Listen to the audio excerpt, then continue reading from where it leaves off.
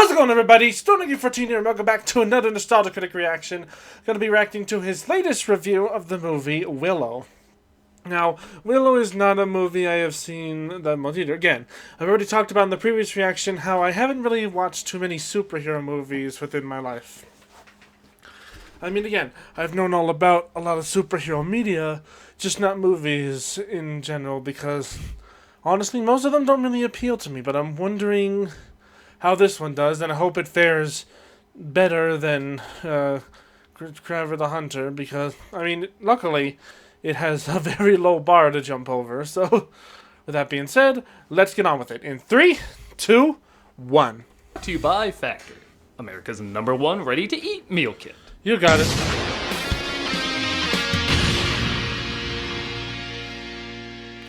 Let's get on with it. Hello, I'm the Nostalgia Critic guy. Remember it so you don't have to. This year we lost an actor who definitely left an impact on film. Whether it was intense drama or silly comedy, Val Kilmer always gave his unique stamp on any role. Yeah. So, in honor of his memory, I wanted to review the film that had his most iconic role. Oh, I did already. Yeah. Well, let's look at another iconic character he played. Oh, I did that too. Yeah. I think we made enough volleyball jokes. Yeah. I want a movie I could be kinder to him in. Christ, he was in that? Really? He was in Planes. What about Willow? We done Willow? I like Willow. Let's do Willow. Okay, let's do Willow. Though arguably not the main star. Oh. Val Kilmer once... Is this not a superhero movie? Okay, I assumed it was. I'm sorry. Again, does a good job adding a distinct flair to a character that honestly is written somewhat generic. In fact, to be honest, Willow underperformed at the box office because many people at the time did see it as a little generic. Yeah, why the hell did I think this was a superhero movie? I'm sorry. Though, is its atmosphere and its main actors. Released in 1988, directed by Ron Howard and conceived by George Lucas, everyone thought this was going to be a smash hit. But while it by no means bombed, it certainly didn't pull in the numbers it was hoping for. Possibly due to mixed critical reactions or the release of other big anticipated hits. Okay. However, the film did have a healthy life on TV and home video. And years later, it is still being talked about. So what is it about this film that still keeps people's interest, even though it failed to get people's interest in the past? Well, let's examine further. Let's take a look at this 80s fantasy before Hollywood tries to reboot it. All right, they did. Damn I it. think I saw a clip of it. It's pretty good. It's Val Kilmer. Are you gonna finish that tiramisu? Let's take a look at Willow. The film opens with Lucas's favorite trope, bombarding you with exposition, as it is said a child would be born to take down the evil queen. And seeing how Lucas's other favorite trope is Jesus symbolism, the evil ruler tries to destroy every newborn pregnancy. She bears the mark. They're going to kill her! The baby is taken away in secret. Great security in this place. As the credits roll, and Christ! Is this whole film just with the baby hallucinated before she froze to death? How the hell did they survive this? I have no clue. She's chased down by the DDROUS. Dogs dressed as rodents of unusual size. And okay, is this Jesus or Moses? I need to know what testament we're stealing from. I don't know. The baby drifts to a village with little people called Nelwins and is discovered by her title character, Willow, played by Warwick Davis. And they use pigs as animals. Daikinis are big, giants who live far away. Despite being in films before, this was easily the flick that made Warwick Davis a star. Honestly, it's kind of cool knowing that Lucas used little people to play the usual role of little creatures and, yeah, let's face it, sometimes props. But he saw the talent in them and said, I'm gonna give you your own goddamn movie. Is that actually... So someone actually played as R2-D2, like, in a costume? Is that actually, like... Hold on. Little creatures and, yeah, let's... Oh my gosh, really? Holy shit, I actually didn't realize that. I always thought R2-D2 was just simply an animatronic. Like, yeah, like he was... I mean, he very easily could have been, but they turned him into a costume? That actually was really cool. I can't believe I never knew that. Let's face it, sometimes props. But he saw the talent in them and said, I'm gonna give you your own goddamn movie. And it probably goes without saying, but Warwick Davis is wonderful in this role, bringing an incredibly likable and believable humanity to the character. We'll push it downstream and forget we ever saw it. Aside from the killing babies part. Willow's wife Kaya immediately takes to the baby though and wants to look after her. Huh, well, come in handy, she's a firebender. Nice. Willow takes the baby too when she stops crying after she's handed to him. Here, Hey, no.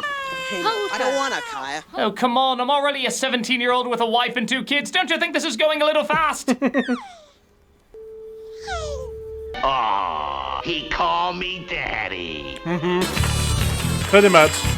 Wrong. You need millions of dollars, green screens, and a weeping Ian McKellen to make this work. The door easily shut. Please turn away. I learned this trick trying to keep the actors sober on the very unlucky leprechaun. Oh. Daru! Daru! His last trick doesn't go very well, though, and he loses the crowd. In fact, he's laughed at when he wants to be the apprentice of a very powerful Nelwyn called the High Aldwin, played by Billy Barty. He also does a great job, acting like Gandalf turned into a mini-sized version of Mickey Goldmill. The power to control the world is in which finger? Well, if you're talking about how to destroy the world's economy through tariffs, that'd be this finger. Nice. They all fail the test, and a new apprentice isn't chosen. The village is attacked by one of the beasts from earlier, though, but they manage to kill it off. When they got together, it was looking for the baby. They decide to tell the town what's going on. This child must be taken beyond the boundaries of our village to the Daikini crossroads. Who'd do that? Unfortunately, I must preserve the sacred role of not it, so somebody else must take the journey. The village nominates Willow, but the High Aldwin says he has to look at his magic bones to decide.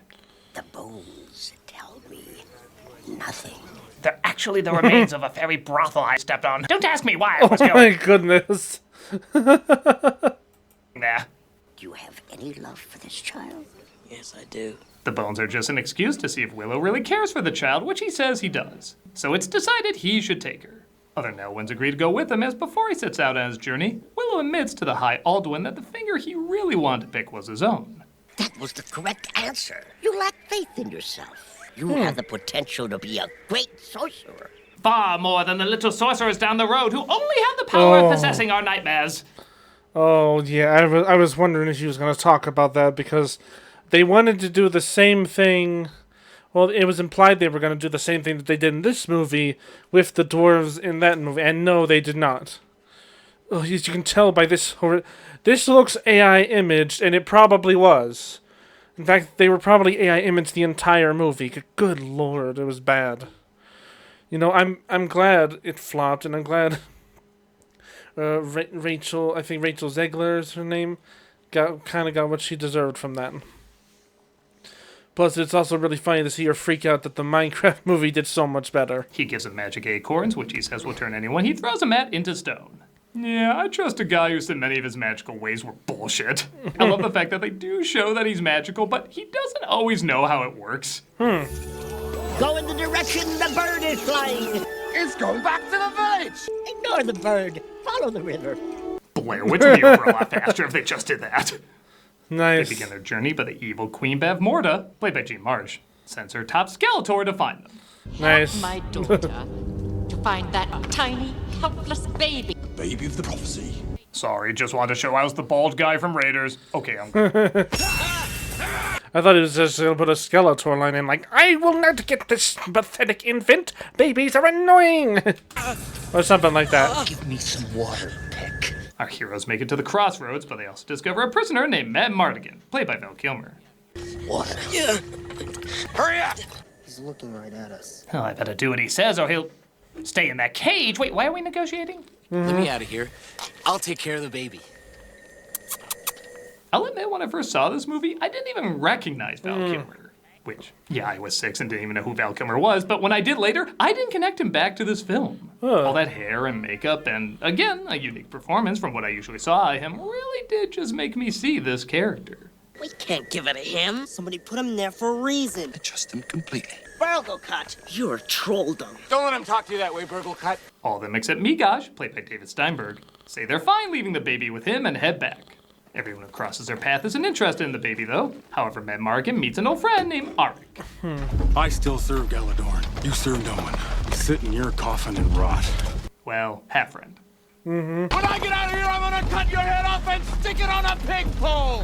It is impressive that Kilmer spends 10 minutes of this movie in that tiny cage, and yet he's still energetic and doesn't in any way feel limited by it. Let me out of here. I'll take care of the baby, I swear. Let me borrow that spear just for a minute. Johnny Depp is watching this thinking, hey, I can take this and push it to tiresome. You want to go back to your families. I want out of this cage.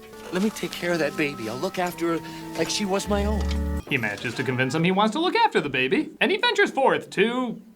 I guess he never said where he lived or where he was going. Nah, well, I'm sure it was still a wise choice. I stole the baby! I stole the baby! They turn into a Image of bird? Matt Morgan just tossing the baby and the bird picking it up midair. They're attacked by creatures called brownies, which I think you'd have to have a few in order to see. And the Gulliver travels them in effects that, okay, are a little obvious, but for 1988 are still pretty damn impressive. Welcome to my kingdom. Honestly, yeah. Approached by a mysterious force named... Yeah, my dyslexic ass isn't pronouncing that. I'm calling her Cheryl. Who says the baby's name is Elora, and she must be taken to a sorceress who will take her to a good king and queen. Why can't she take her instead of Willow? Pretty... Willow says he needs to go on this mission alone and sends Migosh home. Two of the brownies accompany him, though, one of them played by Kevin Pollak, but they don't seem to be welcomed in many places. Get out of here! Heck! Get out of here, I took you! We already got fresh hobbit on the stove. Jeez. The brownies fight over a love potion the fairies gave them, and yeah, you're gonna wish Migosh was the companion who stuck around. Oh no. I have to kiss you. Imagine what the children will look like. Millions will be erotically confused. Oh no. Maybe this is why I was extradited from the borrowers. My husband's coming! How do I look? Cover your face! Not you! Wow, he really was Johnny Depp before Johnny Depp. Yeah. This is my husband, Lug. Big husband. I like a woman with an 11 p.m. shadow. You! Are you the mother of that child? They're approached by the Queen's men, led by her daughter Sorsha, played by Joanne Whalley. And I think this moment is supposed to be serious, but man, does it make me laugh. Let me see it. No, don't let her. Ah! Damn. Could staging be a little less Muppet Show? Yeah. They manage to escape, though, and outrun the soldiers. You better clear out, Willow, before those troops come back. I'm gonna try out for the matchmaker in Mulan. Despite his attitude, Willow does realize Matt Mardigan is a good fighter and could use him on his journey. Yeah. I'm hungry. Go get me some eggs or something. We are not afraid of you. Now!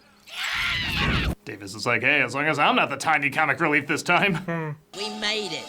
We have led you to the island of the sorceress Spinoiselle. They make their way to the island where they agree to part ways. And in yet another bizarre parenting choice, Willow leaves Elora with the brownies while he rows to the island. Okay. Guard her with our meager lives.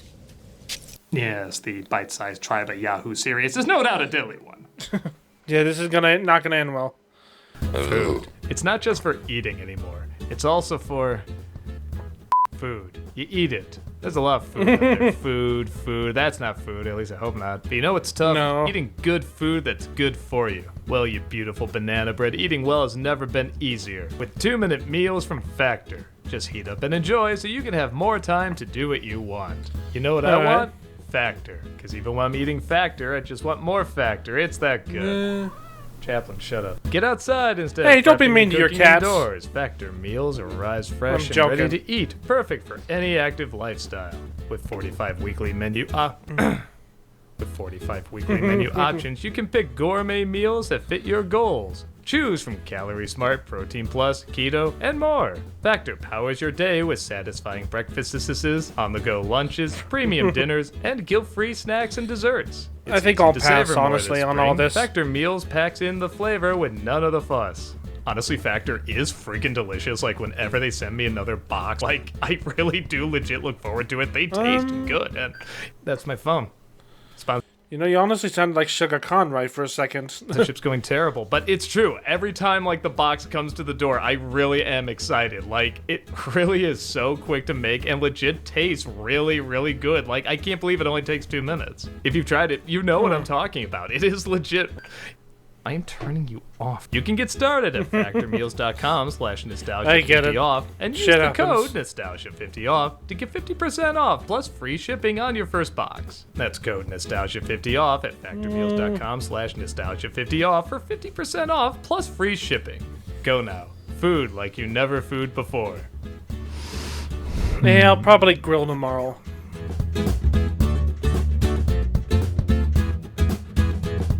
Good music. He's somewhat let down when he finds the great sorceress named Finn Rizal, played by Patricia Hayes, is actually a wombat. I've come to find the great sorceress. A wombat. This can't be right. Judge me by my singing horse effects from Three Amigos, do you? That's not a wombat at all. If anything, that's like a A shrew, or it looks like a sugar glider or a chinchilla. The evil queen transformed her, and hey, our fellowship can be even more adorable. Why not invite her along? However, it looks like Matt Morgan is captured again. Lose your skirt? Still got what counts. Not for long. I swear, every time he's caught, it looks more and more like an OnlyFans request form. And our heroes are once again taken prisoner. Roselle helps Willow perform a spell, but it just transforms her into a crow. Farmers, Chalindria sends me. Farmers. Oh, some Batwing broth will fix that up. Ew. Then Morgan ges hit with a love potion, though, and you guessed it, falls in love with Willow. No, this isn't Lord of the Rings. He falls in love with Sorsha. This hateful sleep, it deprives me of her beauty. Her hair's almost as long and beautiful as mine. One move, jackass, and you really will be a woman. Her humor's very cut-off dick-based, isn't it? Mm-hmm. But here's a shocker. She gets turned on by Val Kilmer confessing his love for her. Your touch is worth 100,000 deaths. What goes on here? Oh, nothing anymore, Val Blocker. They manage to fight their way out. You are great. Mardigan, the Great Maker. And they end up going shield sledding. This poor big kid. Oh! Oh no, one of Willow's spells turned him into an Annabelle doll. Matt Morgan falls off. Willow crashes into a village and... There's just a random village in the mountain. Okay, I know the type of film I'm watching, but whenever this scene plays... Well, Mr. Chairman, it's just that most of the members in Staffordshire feel the whole thing's a bit silly. What the hell? That's hilarious. Follow him so they find a place to hide, ironically bumping into Auric, also finding a place to hide. For once, they actually capture someone as they take Sorsha prisoner. You said you loved me because I'm your sun, your moon, your starlit sky. Oh my god, did I say that? I'm falling in love with myself. I will say, for such a bizarre setup, these two do surprisingly have chemistry. Really? It's one of the few times a couple both loving and hating each other actually kind of works. Really? He feels under the spell most of the time that get old, but it wears off and he isn't sure if it's still in his system. That combined with Sorsha's mixed feelings about her mother does make this weirdly believable and fun to watch. Matt Morgan, come on! She gets away though, however, our heroes make it to the king and queen. But they discover everyone is frozen today. Yeah, you get it. Nice. Willow tries using his magic again, but turns Roselle into a goat. Willow! You idiot! Oh gee, I'm Damn. sorry. Can you hold these acorns? Nice. The army approaches, and I love the fact that what stops them is literally just locking the door. That's just so basic. The aliens from Signs are like, yeah, now try being allergic to water as well. Not so easy, is it? Okay. About the Signs one, I don't think they really said they were like weak to doors. I feel like that was a joke in that movie. I always remember that when Doug talked about it. But, jeez. It looks like there's trolls in the castle too. Not the best effect. It looks like the Land of the Lost Monkey got jizzed on by Ivan Ooze. Ew. But Willow. Oh, hell. 1980s PG's it up. Mm-hmm. It turns into a different type of monster, though. Oh, a Hydra. Basically tries Home Aloneing the castle. Again, the keying effects aren't always great, but this is still pretty well animated and intimidating. I like the design of that monster. Get up on the Hydra's back! Get up on the Hydra's back! We get it, By the Phil. way, the official name of this monster is the Eborsisk. And in case you're wondering, no, they didn't like this movie. Aw. There is something really funny about these two fighting this whole army off, just both being really clever and really stupid at the same time. Yeah. Quiet, or I'll turn you into a suitcase! There you go! I was wondering where. Sorsha finally decides, screw it, she'll be his Huckleberry. He stabs the beast in its head, causing its head to blow up. But it had two heads. We don't know the anatomy of this thing, maybe it's how it works. But the general takes Allura. Or this Raggedy Ann doll standing in for Allura. I was gonna say that monster also had two heads. So it should still be alive. Hey, Laura's gone. They've taken her. Oh, I can't help but feel partly responsible for this. Prepare for the ritual! Allura's taken to the queen, but our heroes, along with Auric's army, are following close by. Pigs! You're all pigs! Oh. Okay, we're already snickering turning the army into Oscar Mayer. Do we really need the snorting to make it goofier? I don't know. Yes, we do. Oh. The piglins from Minecraft. And to think some part of Val Kilmer said, I wouldn't mind revisiting this. Mm-hmm. The queen begins a ritual to destroy the baby. What, are there no Spartan cliffs in this kingdom? But Willow continues to try and bring Roselle back to her real form, leading to some early morphing effects. There you go. Ooh, it turned you into the lady from The Shining. She transforms the army back to human, and they try to figure out a way into the castle. Alright. Wow. Are they cutting this quickly? The killing ceremony really takes a while, doesn't it? Could have turned her into a pig and had pork tenderloin at this point. Yeah. Call upon you to surrender! Shoot 2 arrows at them, or open our doors and leave them open again at the bright as evil fortress. No. The army rises from holes they dug. Again, I guess none of the guards were really looking out over anything while they were digging that. Yeah, what the hell? Castle. And I just love the bizarre, non-threatening way the queen says the name of her returned arch-enemy. Roselle. That is the most mean girl's way to say something. Roselle. Mother! Traitor child. I must despise you now. That's also kind of a mean girl's phrase. I must despise you now. Yeah. Your powers have Ow, I got stabbed. gained in strength, Roselle. No, I really should get one of my other heads to deal with this. Ha! Oh. Thought you could interrupt the mere 12 hours left of me killing this baby? Willow rushes in to help as the general kills off Arik. Damn. What was that? Did he have an Uber waiting during that battle cry? Probably. Oh, food! All right, sorry about the ride share. This is what you get for trying to save a couple bucks. It also doesn't help that Arik doesn't exactly die the best.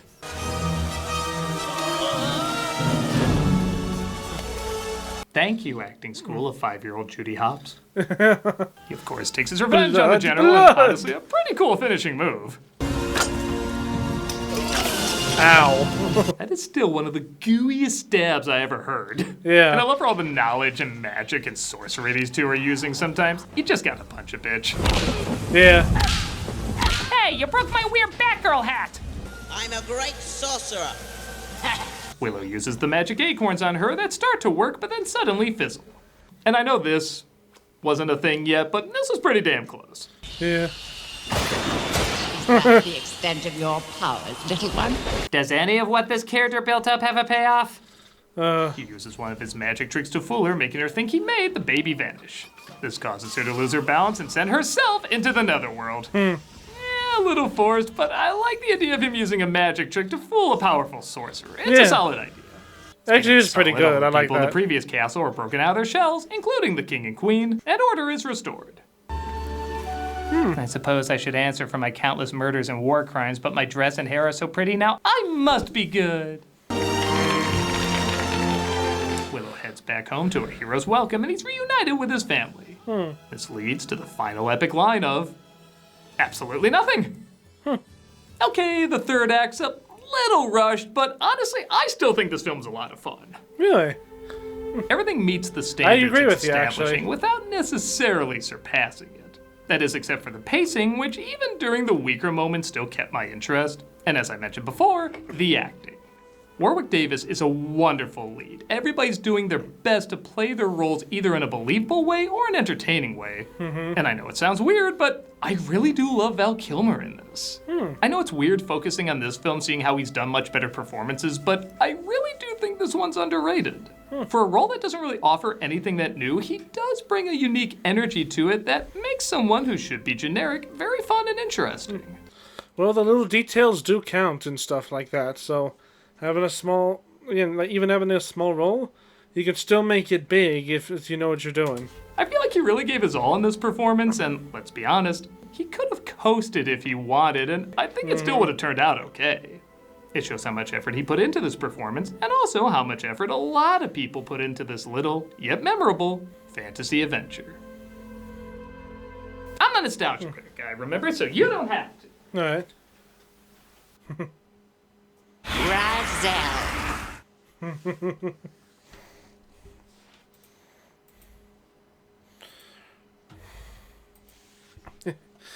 Alright, nice. So we got actually a decent movie to balance out what the other movie was.